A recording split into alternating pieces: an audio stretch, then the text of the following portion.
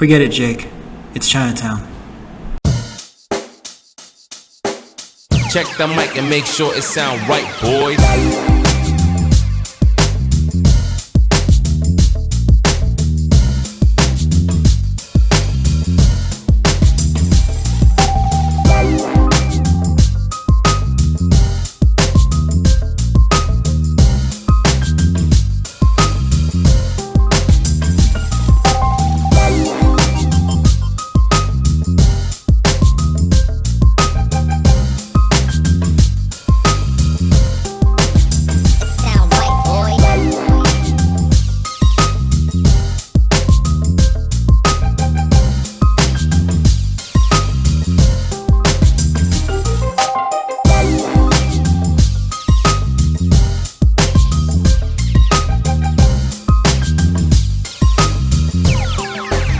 Sound right, boys. Rananeem, and welcome to another episode of Cobbs Corner. If this is your first time listening, then welcome, and to our returning listeners, welcome back. This is the 79th episode, so thank you for tuning in. On this episode, we are going to continue our AFI series that we've been doing for a while now with Chinatown. Chinatown's a 1974... I guess you could say it's a mystery, it's a noir film in color, it's a neo-noir, But anyway, a private detective hired to expose an adulterer in 1930s Los Angeles finds himself caught up in a web of deceit, corruption, and murder. Storyline. In 1937 Los Angeles, private investigator Jake J.J. Geddes specializes in cheating spouses cases. His current target is Hollis Mulray, high-profile chief engineer for the Los Angeles Department of Water and Power, whose wife suspects him of infidelity. In following Mulray, Geddes witnesses some unusual business dealings, such as a public meeting for construction of a new dam to create additional water supply for Los Angeles. As fresh water is vital to the growing community during the chronic drought, Mulray opposes the dam. Eventually, Geddes sees Mulray meeting with an unknown young woman who isn't his wife. Once news of the supposed tryst between Mulray and this woman hits the media, additional information comes to light that makes Geddes believe that Mulray is being framed for something and that he himself is being set up. In his investigation of the issue behind Mulray's framing and his own setup, Geddes is assisted by Mulray's wife Evelyn, but he thinks she isn't being forthright with him. The further he gets into the investigation, the more secrets he uncovers about the Mulray's professional and personal dealings, including Mulray's former business partnership with Evelyn's father, Noah Cross. The identity of the unknown woman may be the key to uncovering the whole story. This storyline is provided to us by the user named Hugo, Huggo, on IMDb. Shout out to Hugo. The movie is directed by Roman Polanski. Roman Polanski, you have seen his work on The Ghostwriter in 2010, The Tenant, 1976, not to be confused with Christopher Nolan's Tenet, which came out in 2020. No, The Tenant, 1976, and Rosemary's Baby, back in 1968. The movie was written by Robert Towne and Roman Polanski. Robert Towne is known for his work on The Last Detail, 1973, the very first Mission Impossible movie in 1996, and Tequila Sunrise in 88. The movie stars Jack Nicholson as J.J. Geddes. Jack Nicholson, I feel like most of us have seen something that he's been in. He's known for playing Costello in The Departed in 2006, directed by Martin Scorsese. Melvin Udall in As Good as It Gets, 1997. R.P. McMurphy in One Flew Over the Cuckoo's Nest, 1975. This movie is number 33 on the AFI Top 100. I think he also played Johnny in The Shining, which may or may not be on the list. And I know him as the Joker from the 1989 Batman movie. He starred as the Joker alongside Michael Keaton as Batman, directed by Tim Burton. The movie stars Faye Dunaway as Evelyn Mulray. Faye Dunaway is known for playing Diana Christensen in Network back in 1976. Network is number 64 on the AFI Top 100, so we'll be reviewing that in a future episode. She played Bonnie Parker in Bonnie and Clyde, 1967. That movie's number 42 on the AFI Top 100. So we'll be reviewing Bonnie and Clyde probably before we review Network. And Joan Crawford in Mommy Dearest, 1981. Last but not least, we have John Huston as Noah Cross. John Huston is an actor-director known for playing the American in Tampico in the white suit. He's uncredited in the movie The Treasure of the Sierra Madre, number 38 on the AFI Top 100. And he has directed Asphalt Jungle as well as Prizzy's Honor. Let's go to Cobbs Corner.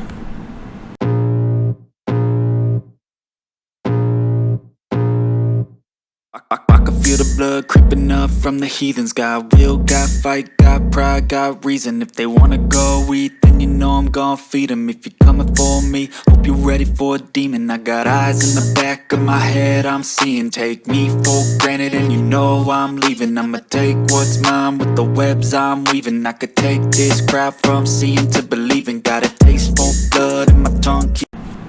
So this movie came out 50 years ago. This movie came out in 1974. And the movie is more of a sort of, I guess like I said in the introduction, that it's more of a film noir. I guess throughout this segment of the episode, I'm gonna compare and contrast this movie to a few scenes in Sunset Boulevard. So if you have not listened to my review of Sunset Boulevard, please go and check that episode out as well. So I will be talking about Sunset Boulevard a bit in this review. The movie's opening scene, we're introduced to J.J. Gittes as he's showing one of his clients photos that he's taken of, I guess, the client's wife who was having an affair. And so the movie opens up with some like semi-explicit photos. And the client is played by Burt Young, and J.J. Gittes is played by Jack Nicholson. And I forget the client's name, but in this opening scene we see how Mr. Gittes, he's really just a guy who is kind of about his business. He's kind of, I guess you could say maybe morally neutral. Like he kind of just does his job, gets paid. Again, like I said in the introduction, his specialty is working as a private investigator to investigate cheating spouses. That's kind of his specialty. Spouses who, men and even sometimes women who will accuse their spouse of infidelity. They come to him, and then he, either catch them in the act, or almost kind of like for the Marvel fans, almost like what Jessica Jones would do. Jessica Jones, private investigator, that sort of thing, that kind of detective work. So that's who J.J. Gittes is. And then one day he gets hired by an Ida Summers.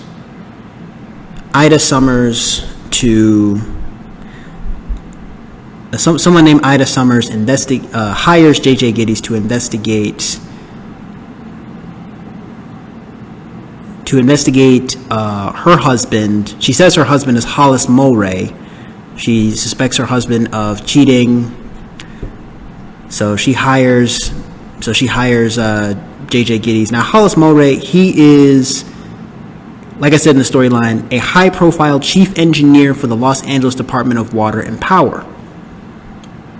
All right. So during his investigation, Gittes, he attends a public hearing for the Los Angeles Water and Power, for the Los Angeles Department of Water and Power. They want to build a dam in Los Angeles, and there's something about like they want to build this dam, but then that's going to cut water off from the farmers, the farmers who actually need the water to grow their crops, and then they're cutting off water from the crops. But then Mulray, he's actually Hollis Mulray. He's the one who's actually against the building of the dam.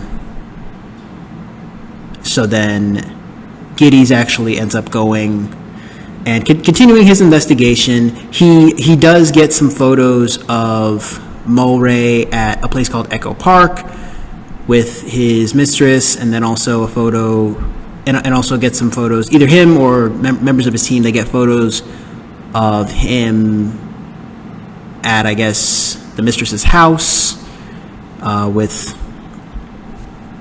photos of Hollis Mulray with his mistress.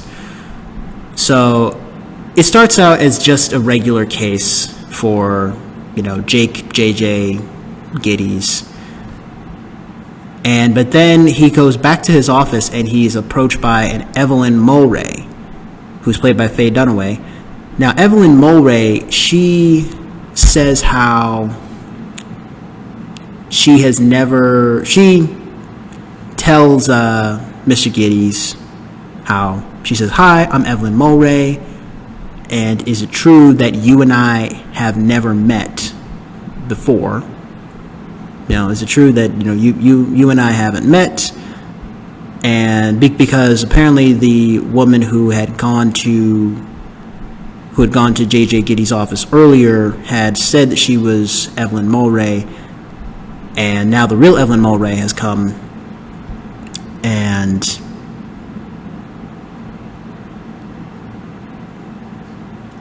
now she has sort of. And now she actually wants Jake Giddys to investigate her husband, and then this leads to multiple visits to there's, I guess, the LA River, and one thing leads to another, and eventually Hollis Mulray is actually killed. Hollis Mulray is killed, and in the coroner's office they find salt water in his blood. His body's found in the river, and they find salt water in his blood. So it's suspected that he was drowned, although the LA River is kind of a riverbed. So Giddys, over the course of this movie, from the first act to the third act, he initially approaches this case as just another case, just another infidelity case, whatever. And then he starts to have a more vested interest in this case and in this Evelyn Mulray. Upon his death, upon Mulray's death, Giddys then visits the office. He then visits what was Hollis Mulray's old office and meets with Mulray's boss, and then actually finds a picture of Noah Cross. Noah Cross, who is the father, who, well, although we didn't know it yet, this is why I think you gotta watch this movie a couple times. But we see that Noah Cross is the father of Evelyn Mulray, and that the two of them are business partners, and we actually see photos of Noah Cross and Hollis Mulray. So then Giddys, he goes back to Evelyn and says why didn't you tell me that your husband and your father were business partners? And then she mentions how they had some sort of falling out, some sort of disagreement, and then that eventually led to Hollis having the affair. So the pieces start to kind of come together. This is kind of the typical tropes of a film noir, and the hero's journey. It's one question's answered only to bring up two more questions, and it all kind of comes together in the end, but you're just on the edge of your seat the whole time.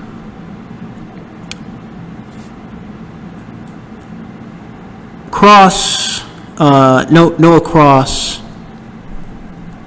he is the owner of a place called the Albacore Club, which is essentially, it's like a country club, which is essentially like a country club. And then one night, Giddys gets a phone call. Giddys gets a phone call from somebody, and I don't think it's ever confirmed who calls him. Tells him to look in that week's obituaries, and you'll find one of them. So, after having dinner with Evelyn Mulwray, Giddys realizes that her initials are like ECM, and he asks, what does the C stand for? She says, Cross, it's my maiden name.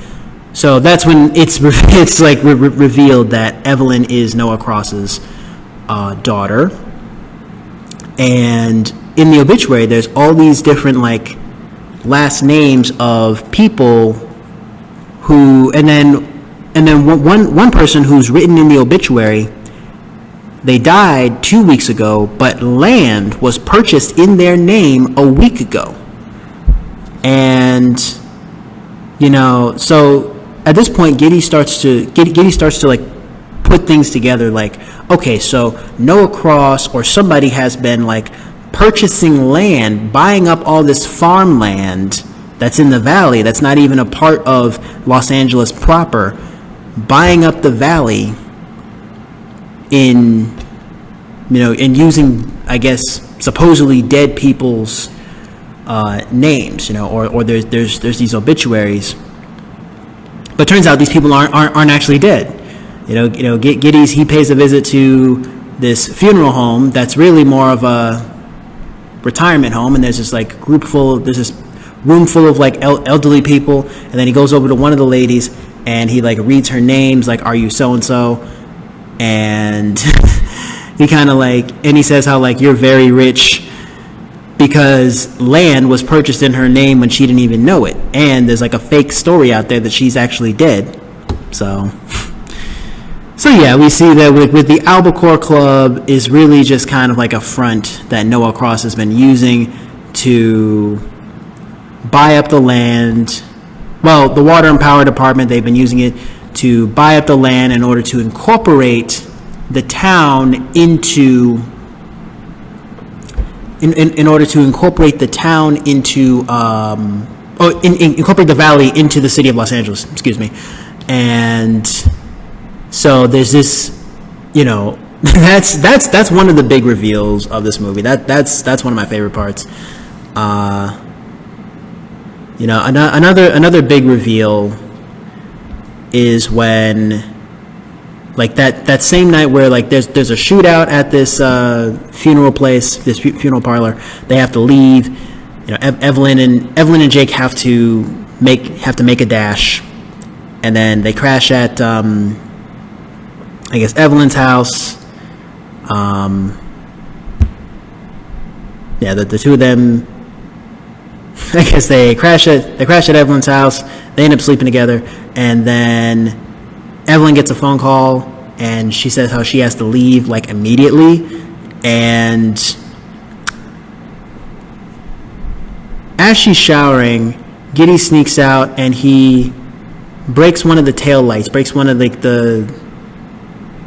I think he like breaks one of the tail lights so he can identify the car. And then he waits for her to leave, and then he follows her car and follows her over to wherever she was going. And turns out that she's actually going over to, and then Jake actually sees Evelyn with Hollis's supposed girlfriend, supposedly the girlfriend that her deceased husband was having an affair with. Now, I realize that this is an audio-only podcast. You can't see that I have putting air quotes around girlfriend, and I guess air quotes around affair as well, which I'll explain in just a second. You know, and you know, Jake Giddys, you know, he realizes, like, he's thinking, like, have I been being played the whole time? Like, have I been being like scammed? You know, it's like Evelyn knows who Hollis's like girlfriend was? Like, were they even really having an affair? And then a couple scenes later, it's revealed. Now, this is actually a bit of a shocker. And, you know, this movie is, again, it's R-rated. It is intended for mature audiences only. All right. What I'm about to say. All right. So, it's revealed that Hollis's supposed girlfriend is actually both Evelyn's sister and Evelyn's daughter. Evelyn was raped by her father. So yeah, that's one of the big reveals.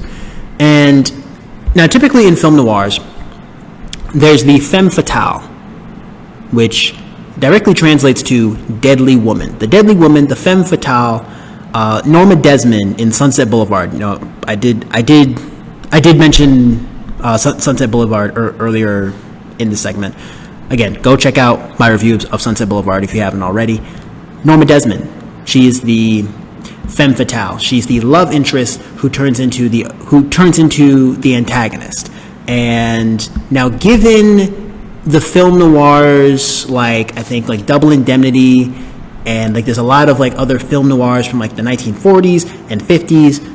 Here we are in the 70s, a period piece that takes place about 40 years prior, you know, a 1930s period piece.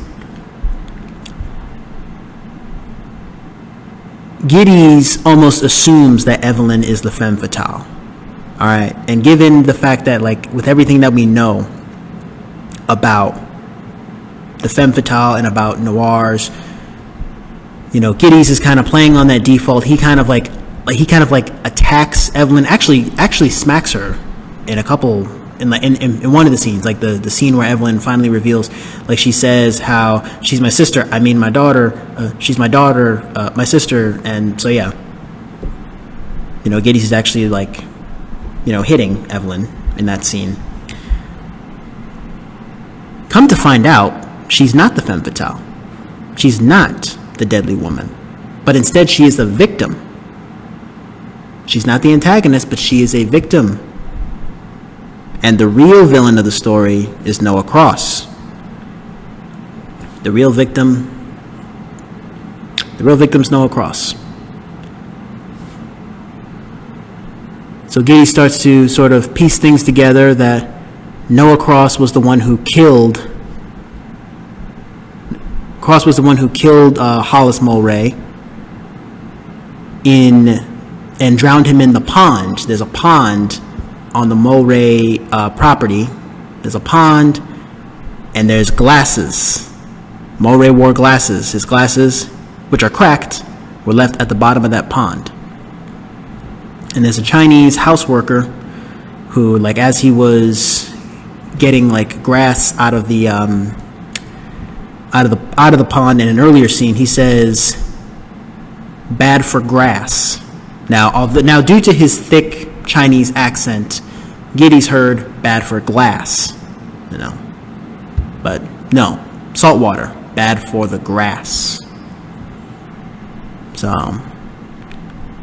yeah, you know, Giddy's is able to kind of start to piece that together. The movie, the ending of the movie does almost like pay homage to films like, I know I keep going back to Sunset Boulevard, but I feel like that's the only film noir that we've reviewed so far. I look forward to reviewing other film noirs in the future, but the scene where like Evelyn has the gun, or Evelyn has like the gun, she escapes to Chinatown with Burt Young's character. He actually comes back, and he's actually an accomplice to their escape to Chinatown. And, you know, Evelyn, along with her sister/daughter, they're about to make an escape.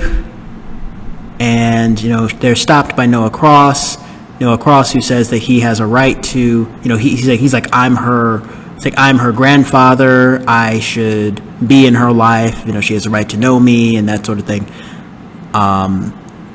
Evelyn actually shoots Noah. The ending of the movie, she shoots Noah. All right. She thinks that she's killed him. She gets in the car, starts to drive away, but then Noah ends up, I can't remember if it's Noah or if it's one of the other police that he's working with, because Evelyn even says how he owns the police. You know, Jake tries to calm her down, says like, we can go to the police. She's like, he owns the police. You know, he's rich and he's powerful. He runs everything. Evelyn gets killed. There's no poetic justice. I would say there is no poetic justice in the end of this movie. Most noir films, like the protagonist either gets shot or maybe gets killed, but then has a profound revelation, kind of like the protagonist in Sunset Boulevard gets killed by Norma Desmond. But then really the movie is supposed to be, I guess, his ghost as the narrator, and he's sort of like learned something, if that makes sense. But that doesn't happen with this movie. This movie diverts away from, again, normal film noirs. Evelyn is not the femme fatale, and she ends up killed in the end. She ends up getting killed in the end. She's not the one who does the killing. All right? And I'll talk more about that in our analysis segment. But yeah, there's no poetic justice. And then the movie ends with, now this was the opening line that I had in the cold open, with one of the other officers saying, "Forget it, Jake. It's Chinatown."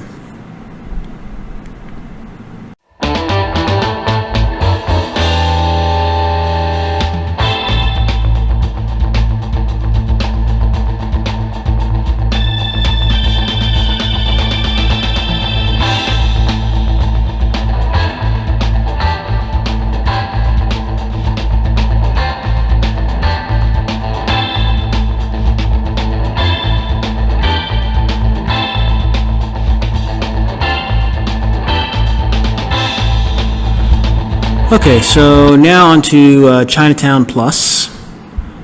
The movie won 1 Oscar. In total, the movie had 21 award wins and 24 total nominations. At the Academy Awards, Robert Evans was nominated for Best Picture. Jack Nicholson was nominated for Best Actor in a Leading Role. Faye Dunaway was nominated for Best Actress in a Leading Role. Roman Polanski was nominated for Best Director, and Robert Towne won Best Writing of an Original Screenplay. So that is only 1 win and 4 nominations. 4 nominations and 1 win. Trivia.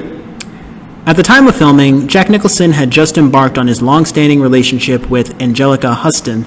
This made his scene with her father, John Huston, rather uncomfortable, especially as the only time Angelica was on set was the day they were filming the scene where Noah Cross interrogates Nicholas's character with, "Mr. Giddies, do you sleep with my daughter?" Wow, that was a little... Yeah, I mean, it's like reality and fiction, and your actors and their off-camera lives kind of bleeds into their on-camera lives. I feel like John Huston, he might not have been acting in that scene. He might have been like being for real, and then it probably just worked. And then Polanski was like, "Yeah, let's just this is actually really good. It's actually really good. No, keep going. Keep the camera rolling. Keep the camera rolling. Yeah. It's perfect. Yeah, we need this shot." Yeah. After several takes that never looked quite right, Faye Dunaway got annoyed and told Jack Nicholson to actually slap her. He did, and felt guilty for it, despite it being Dunaway's decision. The shot made it into the movie. Okay. All right, well, I know, again, it was the 70s, and that was when you started to see more and more of the censorship kind of get pulled back a bit, bit by bit. You started hearing profanity in movies. You started... And yeah, I mean, I had mentioned that Giddies actually, smacks Evelyn. But yeah, Jack Nicholson, of course, should never ever put your hands on men listening. Never, ever, ever put your hands on a woman. Ever. All right. But yeah, the fact that Faye Dunaway asked Jack Nicholson to do it, Roman Polanski said that in staying true to the tradition of Raymond Chandler's detective stories, he shot the whole movie from the perspective of the main character. Okay. I did realize that. I realized the entire movie is like told from Giddy's perspective. It's not told from anybody else's perspective, I realized. So, good for you, Roman Polanski. I can't wait to have you on the show.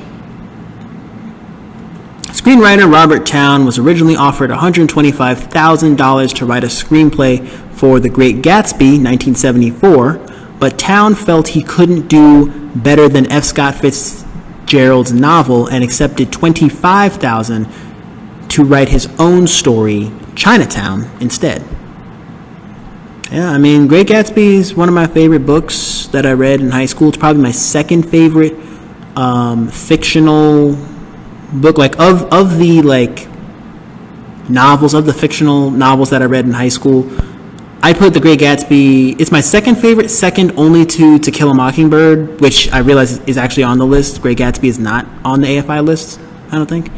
That's a movie that's been remade like 12 times, so maybe I'll review one of the 15 adaptations of The Great Gatsby in a future episode. But yeah, good for you, Robert Towne, taking a pay cut and choosing to do your own movie instead. Yeah. Shout out to you, Robert Towne. Last bit of trivia, Jack Nicholson, Jake Giddies, I've been saying Jack this whole time, it's Jake Giddies, is present in every scene of the film. That is true. That is very true. Like, there's actually, now that I think about it, like, there's actually very few movies where, like, there's one character who's in every single scene. But again, big shout out to, Polanski for, I think that's the bell going off. My bad, guys. Shout out to you, Polanski, for, staying true to the tradition of Raymond Chandler's detective stories. Raymond Chandler, that's a great first name. But yeah, so Jack Nicholson, he's present in every scene of the film. Probably got paid top dollar. There was a cameo from C.O. Erickson. The film's executive producer plays the banker in the barbershop who starts an argument with Jake. Wow, okay. So, I mean, it's like the oldest, not even trope in Hollywood, but like, directors and producers like putting themselves in their movies. I think, now I've only seen one of Alfred Hitchcock's movies. I watched Rear Window when I was in high school. I've heard that Alfred Hitchcock, that he would put himself in his own movies, that he would kind of put himself in the background of some of his movies. I think Psycho is on the list. The original Psycho from 1960, not the Vince Vaughn remake garbage, but yeah, cameo from the executive producer. And he was not the only cameo in this movie. We got a cameo from the director, Roman Polanski. Although he liked the idea of doing a cameo in the film as the Hood who slits Jack Nicholson's nose, he was less thrilled about having to have his long hair cut off for his brief appearance in the film.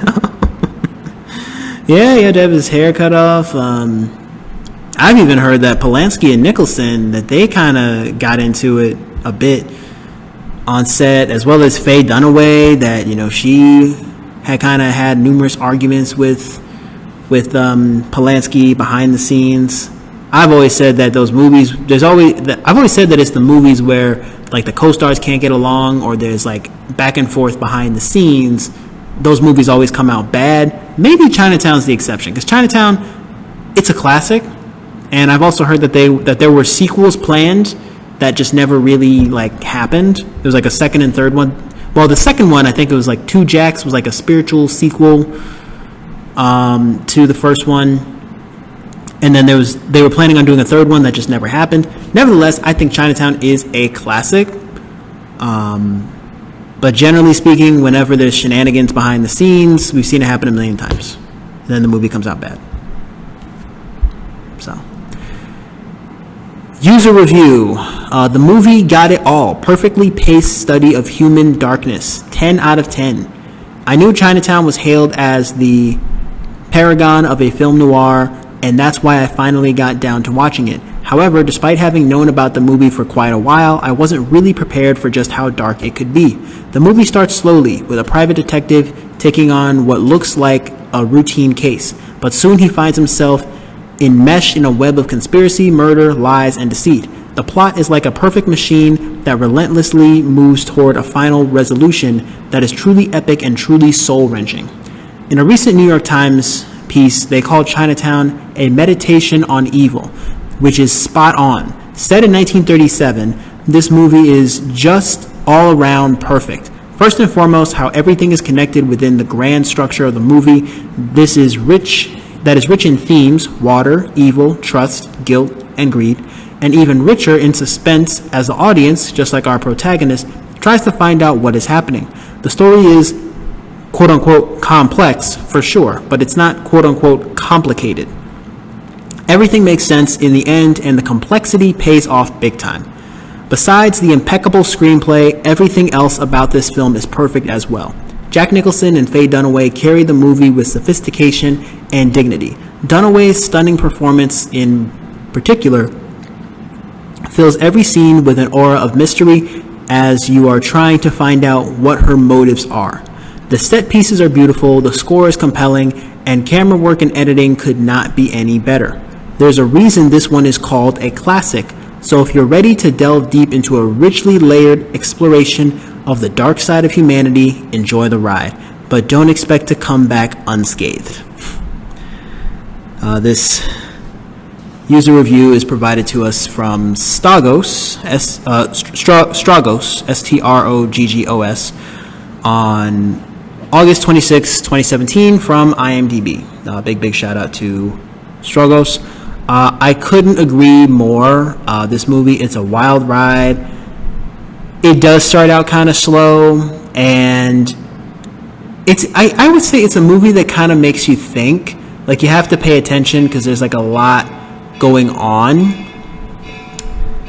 Yeah, because there's like a lot going on at times.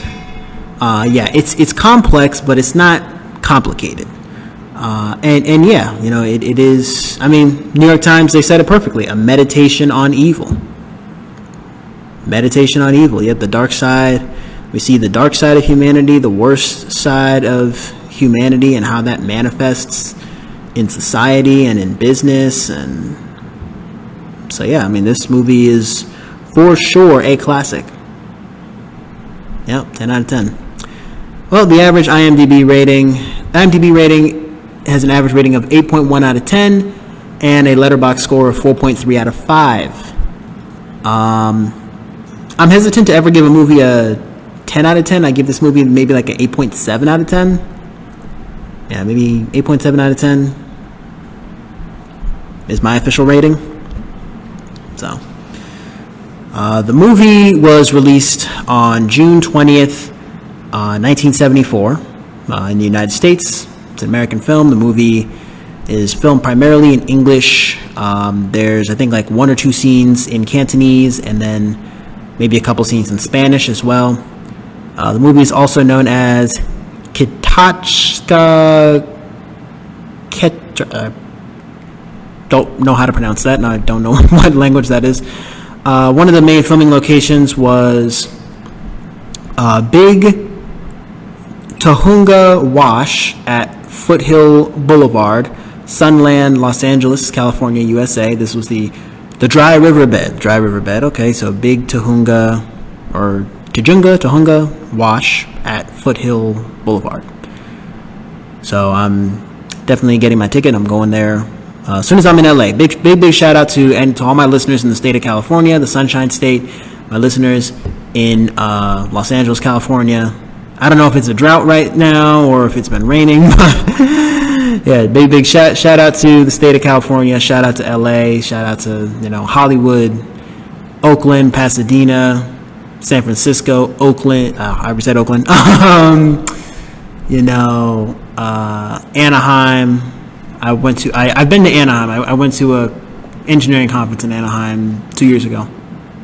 Nesby, Region 1. All right.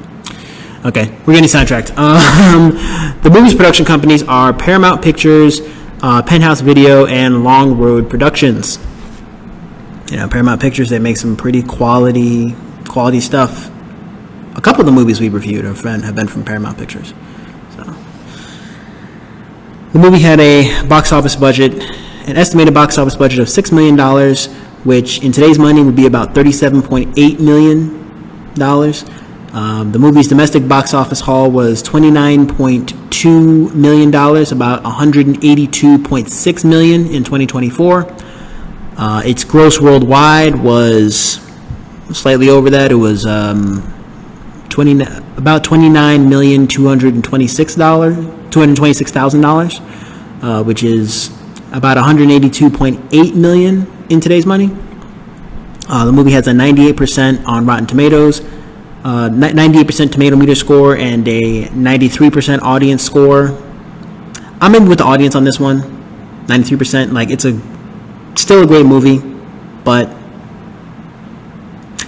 I don't know. It's not The Godfather, which I know is not really a fair comparison, but like, it's a great movie. Still, you know, it's in the 90s, but you know me, I'm hesitant to ever give anything 10 out of 10 or 100. You know. The critics' consensus: as bruised and cynical as the decade that produced it, this noir classic benefits from Robert Towne's brilliant screenplay, director Roman Polanski's steady hand, and wonderful performances from Jack Nicholson and Faye Dunaway. Enough said. Where can you watch Chinatown? You can watch Chinatown with a subscription on Paramount Plus, Prime Video, or you can rent it on Fandango at Home, Apple TV, or buy on Fandango at Home or Apple TV. Rent or buy on Fandango at Home or Apple TV. You can also watch it with a subscription to Prime Video or Paramount Plus. I was able to watch this with my with my Prime Video subscription. So, that's all for today's review of Chinatown. If you liked what you heard today, then don't forget to like this video, comment, share it, click that subscribe button, and turn on those post notifications so you get notified when I upload all the new episodes.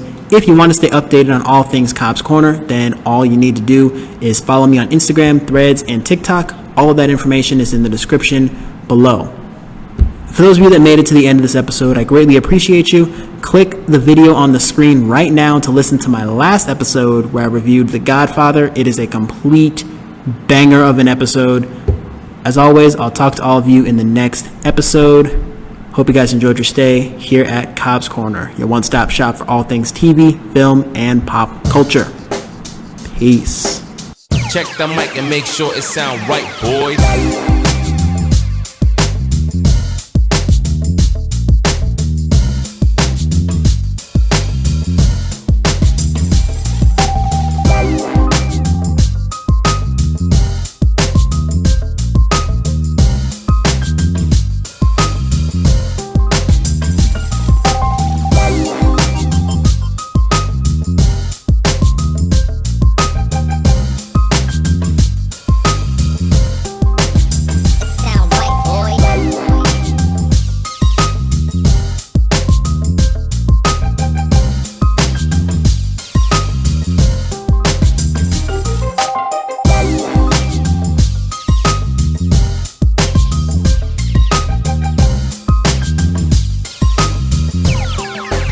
It sound right, boys.